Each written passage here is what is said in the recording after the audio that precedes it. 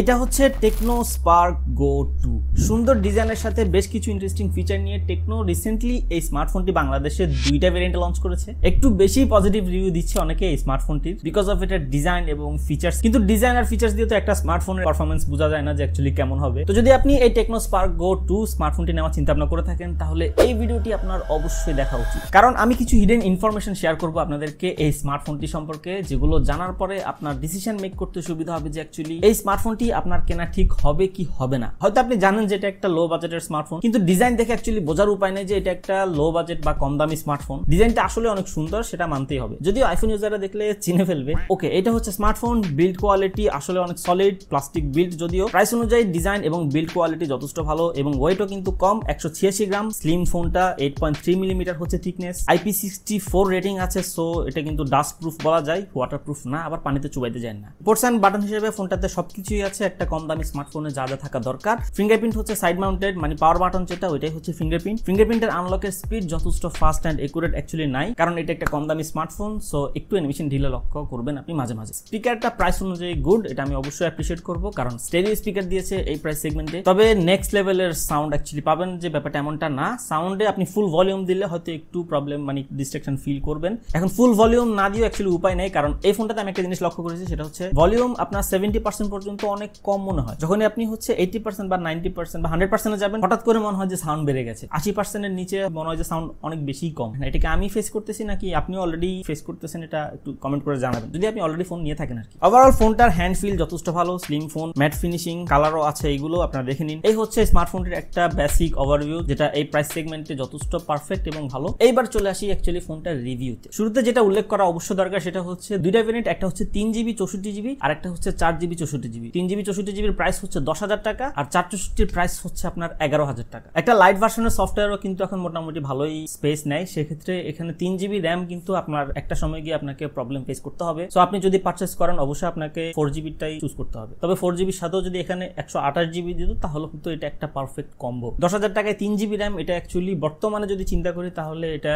এই ফোনটার অনেক বড় একটা নেগেটিভ সাইড। দেন আসি যদি ডিসপ্লেতে, ডিসপ্লে সাইজ ঠিক আছে 6.67 ইঞ্চ এবং ডিসপ্লের কালার কন্ট্রাস্ট কোয়ালিটি যথেষ্ট ভালো প্রাইস অনুযায়ী। তার উপর হচ্ছে ডিসপ্লেটা 120 হার্জ রিফ্রেশ রেটের। রিফ্রেশ রেট 120 হার্জ হলেও কিন্তু আপনি 120 হার্জ অ্যাকচুয়ালি মানে 120 হার্জ সবসময় ইউজ করতে পারবেন না। আপনি নিজেই দেখুন যে এটা অ্যাকচুয়ালি কিছু স্পেসিফিক অ্যাপের ক্ষেত্রে কাজ করে। ম্যাক্সিমামই কিন্তু আপনি 60 to 90 হার্জের মতোই হচ্ছে একটা ব্যাকআপ, মানে একটা আউটপুট পাবেন। তাছাড়া এই প্রাইস সেগমেন্টে যারা ইউজার আছেন বা লো বাজেটের একটা স্মার্টফোনে যেরকম ইউজ করে, তার জন্য এটা ডিসপ্লে যথেষ্ট ভালো বা পারফেক্ট। তবে একটা ব্যাপার নিয়ে সবচেয়ে বেশি প্রবলেম ফেস করবে, সেটা হচ্ছে ডিরেক্ট সানলাইটে বা আউটডোরে ভালো লাইটিং এ কিন্তু এই ফোনটা ডিসপ্লে ব্রাইটনেস নিয়ে আপনাকে যথেষ্ট প্যারা খাইতে হবে। ইনডোরে ডিসপ্লের ব্রাইটনেস ঠিক আছে, কিন্তু যখন আপনি রোদের কাছে চলে যাবেন বা বাইরে চলে যাবেন যেখানে একটু আলোর পরিমাণ বেশি, তখন আপনাকে হচ্ছে একটু ব্রাইটনেস নিয়ে প্রবলেম ফেস করতে হবে, এটা অবশ্যই মাথায় রাখবেন। ফোনটাতে চিপসেট হিসেবে যেটা দেওয়া হয়েছে এটা হচ্ছে ইউনিএসওসি T7250। অনেক বড় একটা সংখ্যা, কিন্তু অ্যাকচুয়ালি চিপসেট এটা আহামরি যে একেবারে ভালো এমনটা না, আবার একেবারে যে খারাপ এমনটাও না। এটা হচ্ছে নরমালি এই প্রাইস সেগমেন্ট অনুযায়ী মানা যায়। আপনার ধারণার জন্য বলে দিই, এটা হচ্ছে ইউনিএসওসি T616 এর লেভেলের চিপসেট। আবার এটাকে কেউ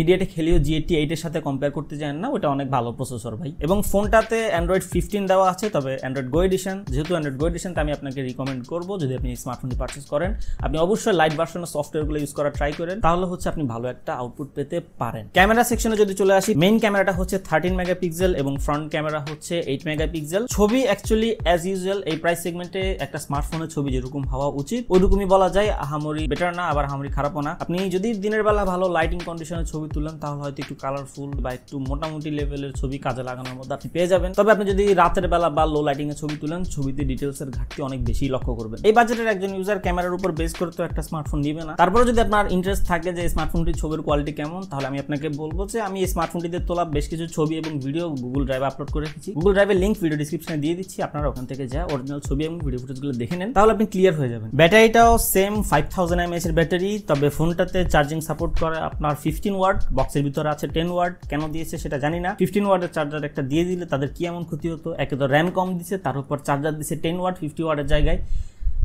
খুব খারাপ করছে। ব্যাটারি ব্যাকআপ নিয়ে কোনো টেনশন নাই, ব্যাটারি ব্যাকআপ যথেষ্ট ভালো পেয়েছি, কিন্তু চার্জ হতে একটু সময় লাগবে, এটা স্বাভাবিক, কারণ 10 ওয়াট। ওকে, এই ফোনটার একটা ফিচার কিন্তু অনেক বেশি হাইলাইট হচ্ছে, সেটা হচ্ছে সিম, ওয়াইফাই এবং কোনো ধরনের নেটওয়ার্ক কানেকশন ছাড়া আপনি কলে কথা বলতে পারবেন। জিনিসটাকে অ্যাকচুয়ালি যেভাবে প্রেজেন্ট করতেছে আসলে ব্যাপারটা সেরকম না। টেকনো এই ফোনটাতে তাদের নিজস্ব বিল্ট ইন একটা অ্যাপস দিয়েছে যেটার নাম হচ্ছে ফ্রি লিঙ্ক। এটা বেসিক্যালি ওয়াকি টকি টাইপের একটা ফিচার, মানে নির্দিষ্ট একটা রেঞ্জের মধ্যে আপনি এই অ্যাপস এর মাধ্যমে কারোর সাথে কমিউনিকেট করতে পারবেন। হতে পারে সেটা 30 মিটার বা 40 মিটার বা 50 মিটার, এতে কোনো সন্দেহ নেই যে এটা একটা ভালো ফিচার। কিন্তু অবশ্যই আপনাকে এটা মাথায় রাখতে হবে যে এই ফিচারটা কিন্তু শুধু আপনার টেকনোর ফোনে সাপোর্ট করবে, এন্ড টেকনো এটা রিসেন্টলি মানে এই ফোনের মাধ্যমেই প্রেজেন্ট করছে। ইন ফিউচারে তাদের যে ফোনগুলো আসবে ওইগুলোতে তারা এই অ্যাপসটা হয়তো ইনস্টল করে দিবে বা বিল্ট ইন দিয়ে দিবে, অথবা তাদের এখন বর্তমানে যে ফোনগুলো আছে এগুলোতে আপডেটের মাধ্যমে চলে আসবে। কথা হচ্ছে এখন সবাই তো টেকনো স্মার্টফোন ব্যবহার করে না, তার উপর হচ্ছে 10-12 হাজার টাকার একজন ইউজার, সে কিন্তু এই ফিচার দিয়ে তার খুব একটা আহামরি কাজে আসবে না বা সে ব্যবহার করবেও না। এটাকে যেভাবে তার হাইলাইট করে মার্কেটিং করতেছে যে এটা একটা স্পেশাল ফোন, এটার ভিতরে আপনার সিম, নেটওয়ার্ক বা ওয়াইফাই ছাড়া কল করতে পারবেন, ব্যাপারটা আমার কাছে পার্সোনালি মনে হচ্ছে অ্যাকচুয়ালি ঠিক না। কারণ একজন মানুষ যখন শুনবে যে এটাতে সিম, নেটওয়ার্ক ছাড়া কলে কথা বলা যায়, সে তো অনেক এক্সাইটেড হয়ে ফোনটা কিনে ফেলবে। কে না চায় টাকা বাঁচাইতে? এখন কিনে ফেলার পরে সে দেখলো যে এটা তো আসলে এক ধরনের সফটওয়্যার, ওয়াকি টকি, পরে তো যে সে গালিগালাজ করবে। এতে অ্যাকচুয়ালি ব্র্যান্ডের নামই খারাপ হয় আমার কাছে যেটা মনে হয়। ব্যাপারটাকে এভাবে প্রেজেন্ট করা উচিত ছিল যে এটাতে একটা ফিচার অ্যাড করা হয়েছে যেটাকে একটু অ্যাডভান্স লেভেলে নিয়ে আসা হয়েছে। ওয়াকি টকিতে তো শুধু কথা বলা যায়, এটাতে আপনি টেক্সটের মাধ্যমে কথা বলতে পারবেন, কোনো প্রকার ইন্টারনেট কানেকশন ছাড়াই। আর স্মার্টফোনটি 2টা ভেরিয়েন্ট লঞ্চ করছে, ভালো কথা, 2টা ভেরিয়েন্ট। প্রাইস আপনারা যেমনই রাখেন আমার এতে কোনো প্রবলেম নাই, কিন্তু 3 জিবি কেন ভাই? 1 জিবি র্যামের জন্য কি একটা মানুষ 1000 টাকা বাড়াবে? 1 জিবি র্যাম বাড়াইছে, যদি ওখানে 128 জিবি পেত তাহলে অ্যাকচুয়ালি 1000 টাকা বাড়াইলেও সেটা গায়ে লাগার মতো না, কিন্তু আপনারা 1 জিবি র্যাম বাড়ায় 1000 টাকা নিয়ে নিতেছেন, এটা ঠিক না। এখন একটা মানুষ যদি প্রশ্ন করে এটাতে 3 জিবি র্যাম কেন, আপনারা তো বলবেন যে ভাই এটাতে তো র্যাম বাড়ানো যায়, ভাই ওই ভার্চুয়াল র্যাম দিয়ে কি পানি খাইবো? আবার এটা স্টোরেজ টাইপ হচ্ছে eMMC স্টোরেজ, সো একটা সময় গিয়ে স্মার্টফোনটির পারফরম্যান্স ড্রপ করবে, এতে কোনো সন্দেহ নাই। এখন এই স্মার্টফোনটি কি আসলে খারাপ বা হচ্ছে আমি যেভাবে বলতেছি ব্যাপারটা অ্যাকচুয়ালি তেমন না, কারণ এটা তো লো বাজেটের একটা স্মার্টফোন। কিছু স্পেসিফিক ইউজারদের অবশ্যই আমি এই স্মার্টফোনটি রিকমেন্ড করবো, যারা কিনা নর্মালি ব্যবহার করে, খুব বেশি হেভি ইউজ করে না, তারা লাইট ভার্সনের সফটওয়্যার গুলো ব্যবহার করে, ইভেন গেমও খেলে না। এটা কিন্তু কোনো গেমিং ফোন না, ঠিক আছে? আপনি গেম খেলতে যান না তাহলে কিন্তু ফোন হ্যাং করবো। আপনি রেগুলার কাজ বা বেসিক গেম যেগুলো আছে আপনার 2D টাইপ গেমগুলো, ওগুলো আপনি আরামসে খেলতে পারবেন। কাউকে গিফট করার জন্য যদি আপনি স্মার্টফোনটি নিতে চান তাহলে নিতে পারেন, যদি সে স্মার্টফোন ফার্স্ট টাইম ইউজ করে থাকে এরকম মানুষ। হেভি ইউজারের জন্য অ্যাকচুয়ালি এই স্মার্টফোনটি না। যদি কোনো সিনিয়র সিটিজেনকে আপনি দিতে চান দেন দিতে পারেন, নো ইস্যু। সে ব্যাটারি ব্যাকআপ ভালোভাবে, ডিসপ্লে কোয়ালিটি মোটামুটি ভালো আছে, সাউন্ড কোয়ালিটিও যথেষ্ট ভালো। ফোনটা যেহেতু স্লিম, খুব বেশি ওয়েটও না, সে ইউজ করে অবশ্যই ভালো একটা এক্সপিরিয়েন্স পাবে। এখন এই হচ্ছে ব্যাপার যে কোম্পানি একটা স্মার্টফোনকে যেভাবে প্রেজেন্ট করে এই ফোনটাতে এই স্পেশালিটিটা আছে, কিন্তু দেখতে হবে যে অ্যাকচুয়ালি ওটা রিয়েল লাইফে কতটুকু কাজে আসে। ফোনটার ডিজাইন থেকে শুরু করে ফোনটার ব্যাটারি ব্যাকআপ যথেষ্ট ভালো, সাউন্ড কোয়ালিটি ভালো, স্টেরিও স্পিকার দিছে প্রাইস সেগমেন্টে, সেটাও ভালো, ক্যামেরাও মোটামুটি কাজ চালানোর মতো। তো যদি আপনি নিতে চান তাহলে অবশ্যই আমি আপনাকে রিকমেন্ড করবো আপনি কষ্ট করে 4 জিবি 64 জিবির ভেরিয়েন্টটা নেন। যদি আপনি 464 নিতে চান কিন্তু আপনার বাজেট হচ্ছে 10,000 টাকা, এখন 464 নিতে গেলে আপনার 1000 টাকা বাড়াইতে হবে, তো আমি আপনাকে তাই রিকমেন্ড করবো। যদি আপনি কিছু কমে নিতে চান তাহলে অবশ্যই চলে যান ইউনিক টেলিকমে, ঢাকা শ্যামলী স্কয়ারের লেভেল 5 এ তাদের আউটলেট। তাদের কাছ থেকে আপনার টেকনোর সব ধরনের স্মার্টফোন আপনি অ্যাভেলেবেল পেয়ে যাবেন। টেকনো রিসেন্টলি যে স্মার্টফোনগুলো লঞ্চ হয়েছে টেকনো স্পার্ক 40 সিরিজ, সব ফোন আপনারা ওদের কাছে অ্যাভেলেবেল পেয়ে যাবেন। তাদের শপের অ্যাড্রেস এবং ফোন নাম্বার সহ যাবতীয় ডিটেইলস ভিডিও ডেসক্রিপশনে দেওয়া আছে, কষ্ট করে ওখান থেকে চেক করে নেবেন। সো যদি আপনি অলরেডি এই টেকনো স্পার্ক গো 2 স্মার্টফোনটি পারচেজ করে থাকেন, আপনার ইউজিং এক্সপেরিয়েন্স অবশ্যই কমেন্ট বক্সে শেয়ার করুন। যদি কোনো প্রবলেম ফেস করে থাকেন ওটা একটু বেশি করে কমেন্ট করুন, যাতে আরেকজন এই স্মার্টফোনটি জেনে শুনে পারচেজ করতে পারে। সো দেখা হচ্ছে খুব শীঘ্রই আরেকটা নতুন ভিডিওতে, ততদিন সবাই ভালো থাকবেন, সুস্থ থাকবেন, আল্লাহ হাফেজ।